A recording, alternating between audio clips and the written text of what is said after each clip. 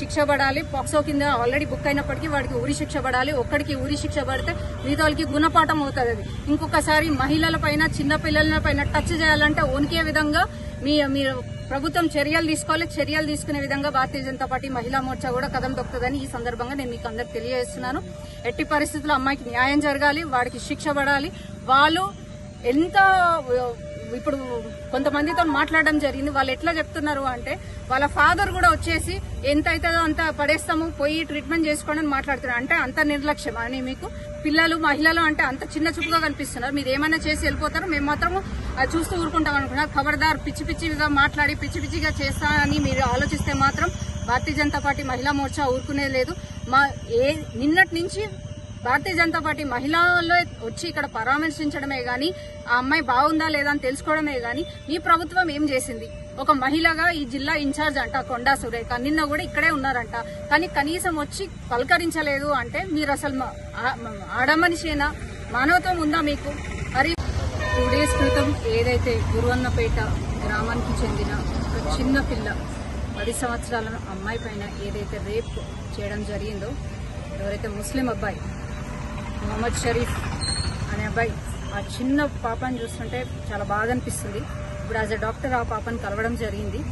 అభం శుభం తెలియని చిన్న పిల్లల పైన వీళ్ళు చేసే ఈ అకృత్యాలు ఏవైతే ఉన్నాయో దానికైతే హద్దు అదుపు లేకుండా పోతుంది. రోజు రోజుకి ఇవి పెరుగుతున్నాయే గానీ ఇవి తగ్గడం అనే క్వశ్చనే లేకుండా పోయింది రాష్ట్రంలో.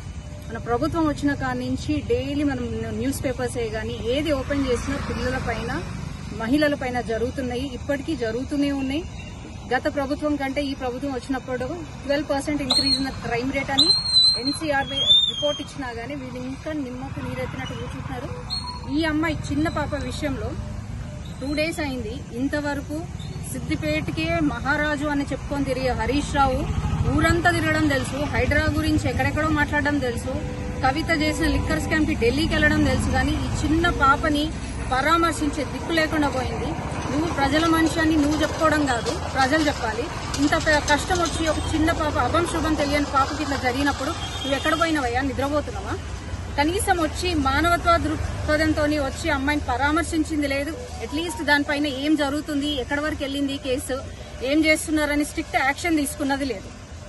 ఇంకొకటి కొండా సురేఖ అంట జిల్లా ఇన్ఛార్జ్, ఆవిడ నిన్న కూడా ఈ ప్రాంతంలోనే ఉన్నప్పటికీ కూడా ఒక మహిళ అయి ఉండి సాటి చిన్న పాపకి ఇట్లా జరిగిందని తెలిసి కూడా పరామర్శించలేదంటే అంటే వాళ్ళకి ఏం అవసరం లేదు. వాళ్ళ కుర్చీలు అవసరము, వాళ్ళకి ప్రభుత్వంని ఎట్లా చేయడం నడపడం అవసరము, వాళ్ళ కుర్చీలు వాళ్ళకి అవసరం అన్నట్టే కనిపిస్తుంది. కానీ ప్రజలు ఎట్టయినా పోని, రాష్ట్రం ఎట్టయినా పోని సంబంధం లేదు. పిల్లల పైన మహిళల పైన రోజు రోజుకి అఘాయిత్యాలు పెరుగుతూనే ఉన్నాయి. ఇమీడియట్ గా ఒకరికిద్దరికి